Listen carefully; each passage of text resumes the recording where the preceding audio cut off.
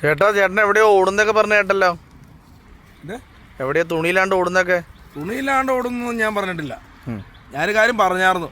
നമ്മുടെ അഖിൽമാരാര് അറിയാലോ, എനിക്ക് ഭയങ്കര ഇഷ്ടമാണ്. ബിഗ് ബോസിലൊക്കെ വന്ന് അടിപൊളിയായിട്ട് കത്തിച്ച ആളാണ്. അയാളെ എനിക്ക് ഭയങ്കര ഇഷ്ടമൊക്കെയാ. അയാൾക്ക് സിനിമയുണ്ടല്ലോ, ഇഷ്ടംപോലെ സിനിമകൾ കിട്ടുന്നുണ്ട് അദ്ദേഹത്തിന്, മനസ്സിലായില്ലേ?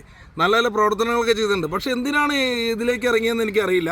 എന്തായാലും അയാളെനിക്ക് ഭയങ്കര ഇഷ്ടമാണ്, മനസ്സിലായില്ലേ? എന്തായാലും ഞാനൊരു പ്രതിജ്ഞ ചെയ്തിരിക്കുകയാണ്, അഭിലാഷ് ഏട്ടാ ഒരു പ്രതിജ്ഞ ചെയ്തിരിക്കുകയാണ്.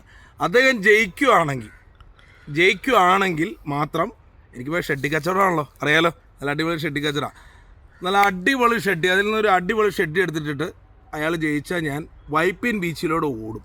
ഇത് പറയുന്നത് വേറെ ആരുമില്ല, അഭിലാഷ് ഏട്ടയാണ് സൂപ്പർ സ്റ്റാർ.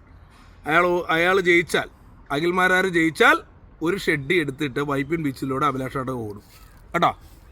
അദ്ദേഹം ജയിക്കട്ടെ.